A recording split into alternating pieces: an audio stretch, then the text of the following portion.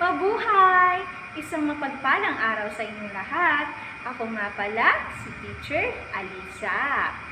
Bago tayo magsimula, nais ko munang tumayo kayong lahat upang tayo ay manalangin. Angeline, maaari mo bang pangunahan ng ating panalangin?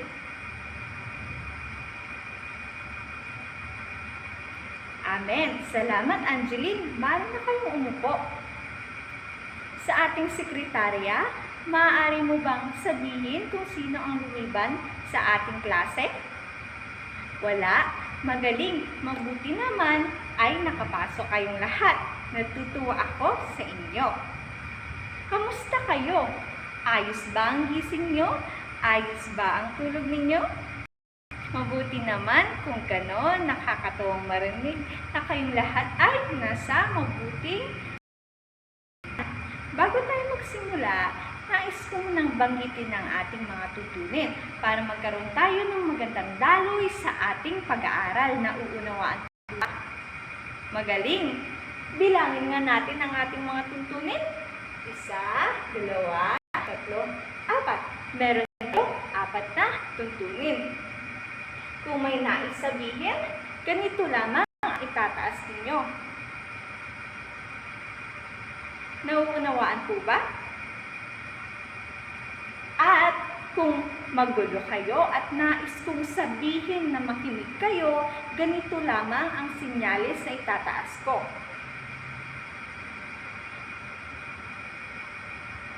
At kapag nais ko namang sabihin na walang lingon ng lingon, ganito ang itataas ko. At kapag nais kong manahimik kayong lahat, ganito lamang ang itataas kong sinyales. Nauunawaan po ba? Mabuti naman kung ganon.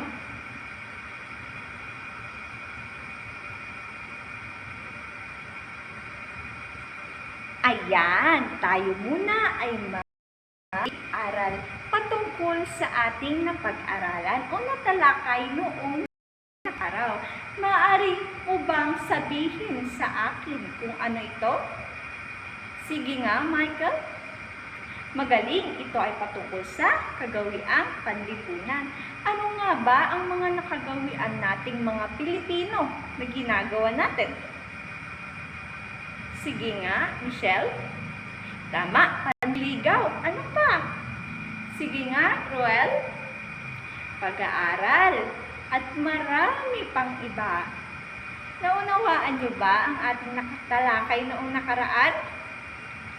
Mabuti naman kung ganon. Kayong lahat ay magaling.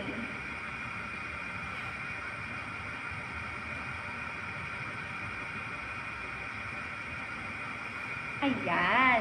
Bago tayo magsimula sa ating aralin, nais ko munang ipakita ang mga larawang ito.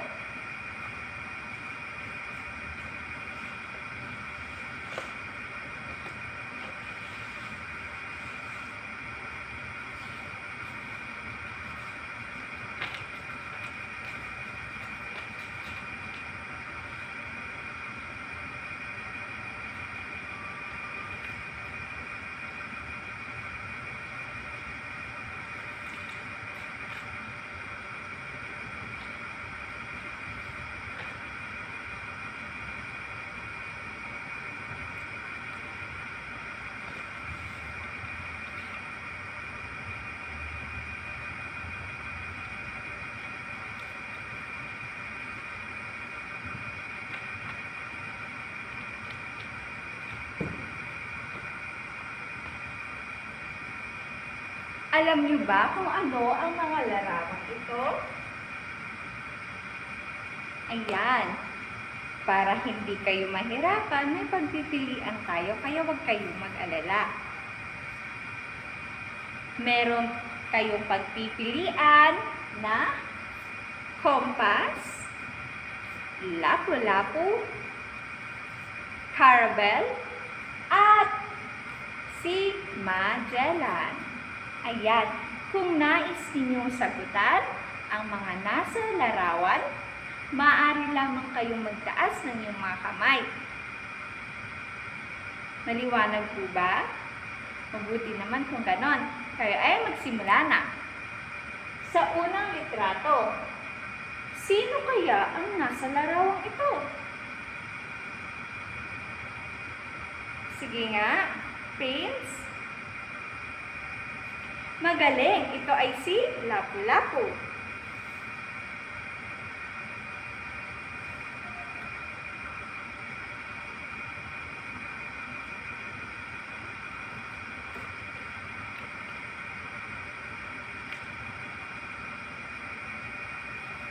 Paano naman ang nasa larawang ito? Anong bagay ito? Sige nga, Rika. Magaling, ito ay compass.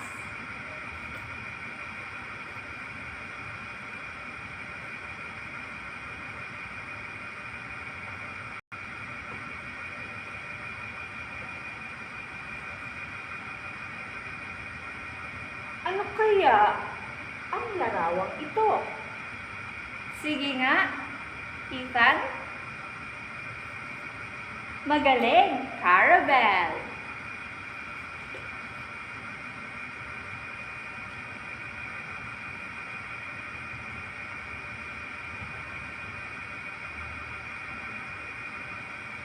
At ang nasa huling larawan ay si... Sige nga, Princess. Magellan, magaling.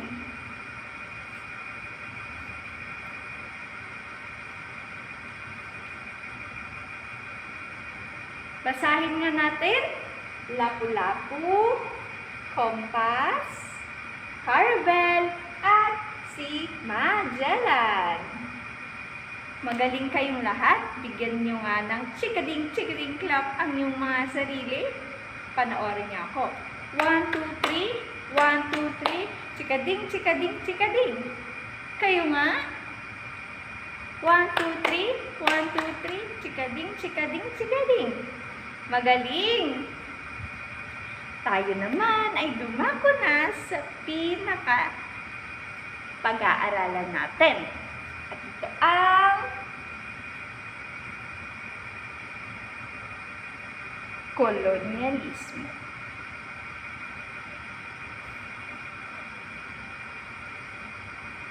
Saglit lamang po ha.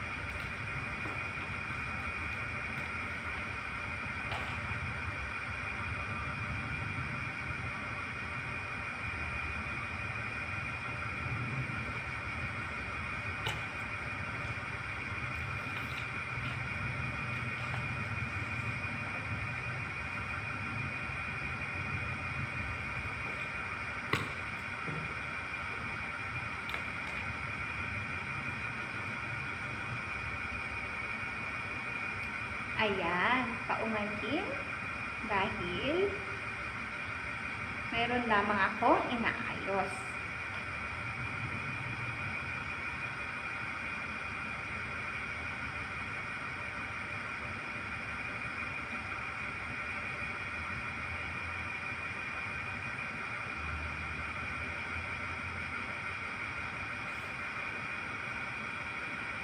Mga bata, may idea ba kayo kung ano ang kolonyalismo?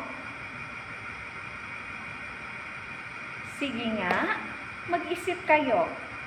Kahit 2 minuto, mag-isip kayo kung ano nga ba para sa inyo ang kolonyalismo. O ano nga ba ang ideya nyo patungkol sa kolonyalismo.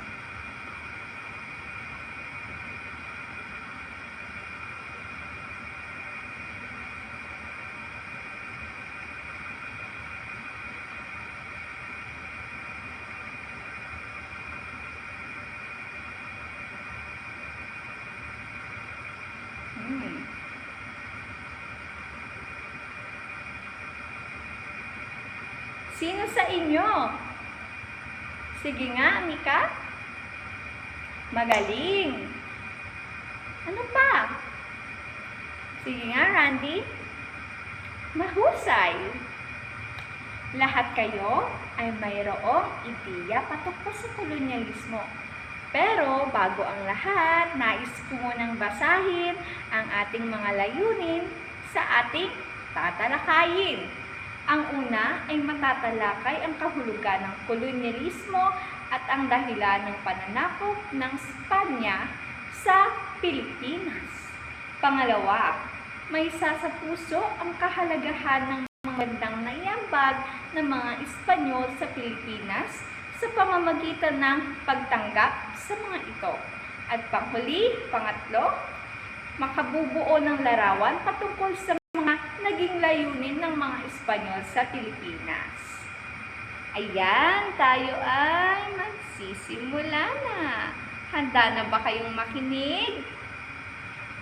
Mabuti naman kung ganon.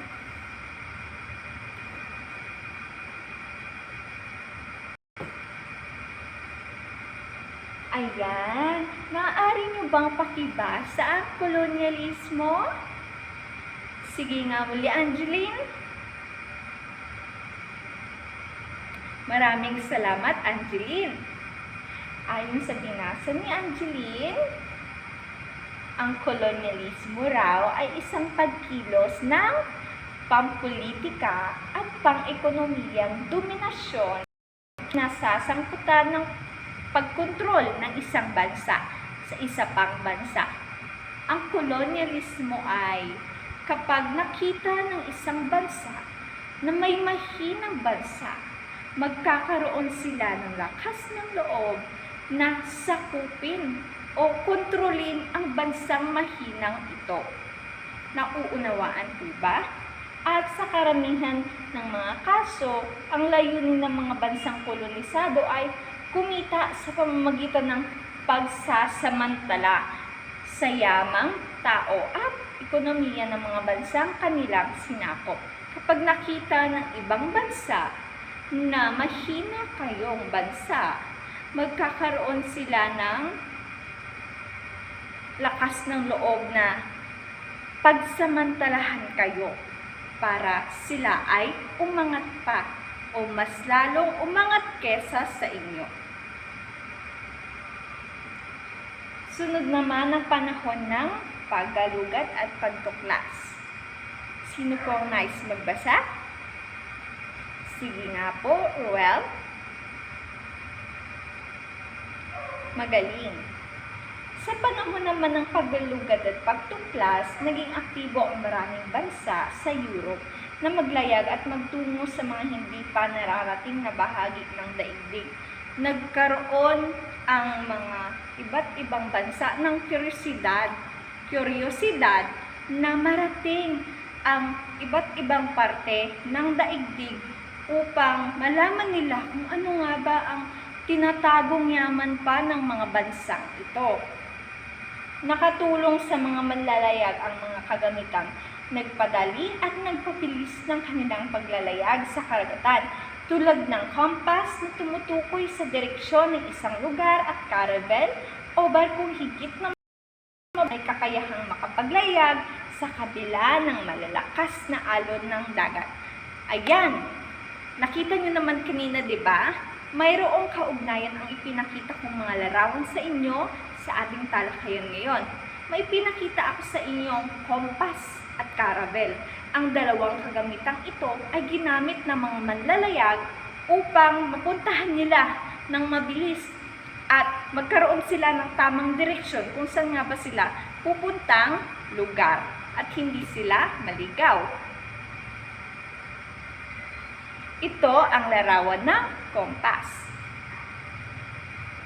Yan. Isa ito sa malaking bahagi ng paglalayag ng mga Espanyol patungo sa mga lupaing nais nilang sakupin. Naging dahilan ito upang sila ay makarating sa bansang Pilipinas. Ginamit ng mga ibang bansa ang kagamitang ito, ang kagamitang kompas, para makarating sila sa bansang nais nilang puntahan. At naging malaking tulong din ang kompas na ito para makapaglayag sila. Ito naman ang larawan ng karabel. Ang karabel na ito ay isang sasakyang pandagat na ginamit ng mga mananakop noon upang sila ay makapaglayag ng mabilis sa kanilang nais puntahan na bansa o lugar. Ang barkong ito ay ginamit ng mga Espanyol upang maging matagumpay sa paglalayag nila sa kabila ng malalakas na alon na kanilang nasalubong sa gitna ng kanilang paglalayag. Kaya malaking tulong ang karabel sa pananakop noon ng mga iba't ibang bansa. May ideya ba kayo kung ano ang 3 K na layunin ng mga Spain or Espanyol sa pananakop sa Pilipinas? Wala. Ayos lang kung wala dahil matatalakay natin ngayon kung ano nga ba ang 3 K na layunin ng mga Espanyol kung bakit nila sinakop ang bansang Pilipinas. Ang unang K, ang kayamanan. Sinong nais magbasa? Sige nga, check. Salamat, check. Ayon dito, ninais ng mga Espanyol na makuha ang mga kayamanang taglay ng mga masasakop na lupain. Naging isang dahilan ito ng mga mananakop upang makapanakop sila sa iba pang bansa dahil nais nilang mas umangat pa nga at nais nilang makuha o makamkam ang kayamanan ng ibang bansa at mapunta ito sa kanila. Pangalawa ay ang Kristyanismo. Sinong nais magbasa? Sige nga, Roger. Salamat, Roger. Ayon dito, ang pangalawang layunin ng mga Espanyol sa pananakop ay ang Kristyanismo. Layon ng mga Espanyol na ipalaganap ang relihiyong Kristyanismo. Marami sa atin ay naging Kristiyano na dahil sa impluwensya ng ibang bansa o ng mga Espanyol. Pangatlo ang karangalan o ang kapangyarihan. Sino nais magbasa? Sige nga, Mika. Salamat, Mika. Ayon dito, hinangad ng mga Espanyol na makamit ang karangalan at kapangyarihan bilang nangungunang bansa sa paggalugad ng mga bagong lupain. Nais nila na sila ang manguna, kaya isang naging layon nila ay ang karangalan o ang kapangyarihan. Ito ang isang naging layunin nila para maging mas aktibo pa sila sa pananakop dahil meron silang 3 layunin. Muli, ito ay ang kayamanan, Kristyanismo, at ang karangalan o ang kapangyarihan. Si Magellan ay isang Portuguese na naglingkod sa hari ng Spain sa pamamagitan ng pamumuno ng maambisyong ekspedisyon. Ito ay ang paghahanap ng bagong ruta tungong Moluccas Islands na kilala rin bilang Spice Islands. Tulad ni Columbus, naniniwala si Magellan na bilog daw ang mundo. Kayo ba? Naniniwala ba kayo na ang mundo natin ay bilog? O may nais kayong or may sarili kayong ideya kung ano nga ba ang hugis ng ating mundo? Ayon kay Magellan at Columbus, ang mundo daw natin ay bilog. Ngunit nasa atin kung paniniwalaan natin ito o hindi dahil naniniwala naman ako na tayo lahat ay may kanya-kanyang opinyon. Sa Mactan, naging palakaibigan ang mga katutubong pinunong nakilala ni Magellan, maliban sa pinuno ng Mactan na si Lapu-Lapu. Nakita niyo naman kanina kung ano ang itsura ni Lapu-Lapu, tama? Magaling. Dahil sa paghimok ng isang katutubong pinuno na si Zola, nakalabanin ang mga Espanyol, si Lapu-Lapu. Isinagawa ng mga dayuhan ang paglusob sa Mactan dahil sa pagsulsul ni Zola. Nagkasira ang dalawang panig kaya nagkaroon ng digmaan. Isinagawa ng mga dayuhan ang paglusob sa Mactan. Ang mga tauhan ni Lapu-Lapu matibay na panangyari sa kawayan at pagkagalit ng mga tubo sa ginawang panunugod ng mga Espanyol. Sinugod ng mga Espanyol ang kuta ni Lapu-Lapu, kaya si Lapu-Lapu at ang kanyang mga katribo ay naggalit. Sa kanilang mga tirahan ang nagbibigay daan upang magiting na lumaban sa mga dayuhan ang mga katutubo sa Mactan. Sa huli, nagwagi si Lapu-Lapu at mga taga-Mactan laban sa mga Espanyol. Nasawi si Magellan dahil sa pagtama sa kanyang ulo, braso at ng mga panang may lason sa dulo. Sa dulo ng digmaan, namatay si Magellan dahil sa mga tinamo nitong sugat at dahil na rin sa pana na may lason na tumusok sa kanya na naging isang dahilan ng kanyang pagkasawi. Ayan, naunawaan niyo ba ang ating tinalakay? Mabuti naman kung naunawaan ninyo. Ano nga ba muli ang kolonyalismo? Sige nga, Angeline. Magaling, ang kolonyalismo ay isang uri ng pananakop ng isang bansa sa isang bansang mahina. At ang pagsasamantala nila rito ang naging dahilan kung bakit? Ano? Magaling.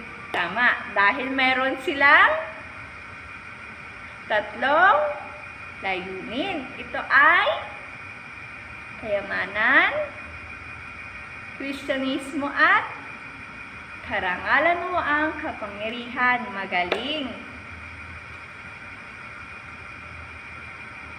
Handa na ba kayo? Sigurado kayong naunawaan ninyo ang ating tinalakay? Mabuti naman kung ganon. Mayroon tayong gagawing aktibidad at magkakaroon kayo ng tatlong grupo. Sa bawat grupo ay magkakaroon kayo ng ito ang direksyon, magkakaroon kayo ng linya. Ang bawat grupo, bawat membro ay isa-isang ididikit ang larawan hanggang sa mabuo ito. Ganito ang halimbawa. Ang unang nakapila ay kukuha ng isang kapirasong larawan at ididikit ito sa harapan.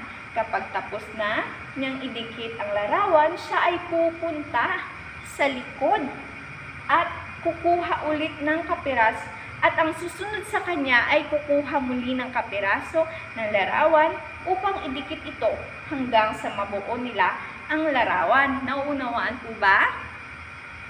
Magaling, mabuti kung ganon. Sa loob ng 10 minuto, paunahan kayo. Sige. Madali lang naman ang ipapagawa ko sa inyo. Kaya sa tingin ko, sa loob ng 5 minuto, ay magagawa ninyo ito. O hindi lang 5 minuto, maaring 2, 1 minuto. Ito ang mga larawang ididikit ninyo.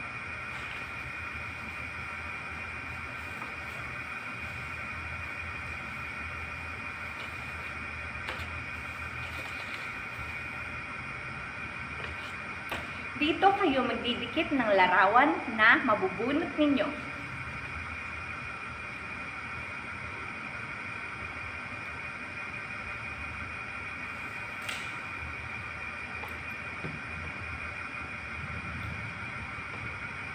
Sa unang grupo, ito naman ang sa ikalawang grupo.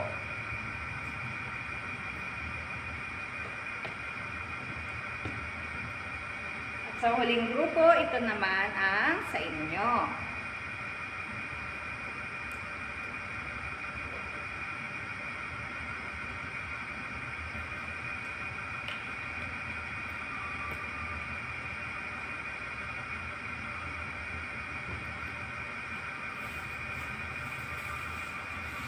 At ang mga larawang bubuuin ninyo ay nakalagay dito.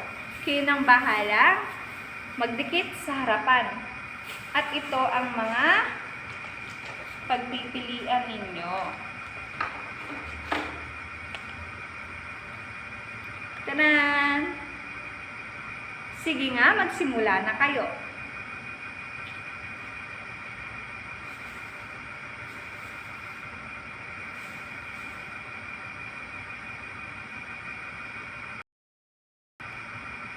Magaling! Magaling, magaling, magaling kayong lahat. Sapagkat nakinig kayo sa ating talakayan. Bigyan nyo nga muli ng chikading kilap ang inyong mga sarili. Sabay-sabay tayo. 1, 2, 3. 1, 2, 3. Chikading. Magaling. Umupo na kayo. Meron kayong susunod na aktibidad na gagawin. Sa loob ng 10 minuto, sagutan ninyo ang mga sumusunod sa inyong isang buong papel. Basahin ko, ibigay ang 3 naging layunin ng mga Espanyol sa pananakop sa Pilipinas. 1, 2, 3. So, 1 hanggang 3. Ibigay ninyo kung ano nga ang 3 naging layunin ng mga Espanyol sa pananakop sa Pilipinas. Pang-4, sino ang nakapatay kay Magellan? Sino nga ba ang nakapatay kay Magellan? Pang-5, tumutukoy sa direksyon ng isang lugar, caravel o barkong higit na mabilis at may kakayahang makapaglayag sa kabila ng malalakas na alon ng dagat. Pang-6, tumutukoy sa isang patakaran ng tuwirang pagkontrol ng isang malakas na bansa sa isang mahina na bansa. Napag-aralan natin ito. Pang-7, tumutukoy sa pakikialam o tuwirang pananakop ng isang bansa sa ibang lupain upang isulong ng mga pansariling interes ito. At isa siyang katutubong pinuno na naghimok sa mga Espanyol na kalabanin si Lapu-Lapu. Sino kaya siya? Pang-9, barkong higit na mabilis at may kakayahang makapaglayag sa kabila ng malalakas na alon ng dagat. Ano kayang barkong ito? Pang-10, bukod kay Magellan, isa din siya sa naniniwalang bilog ang mundo. Natalakay natin ito at nabanggit ko ang kanyang pangalan kanina. Magsimula na kayo.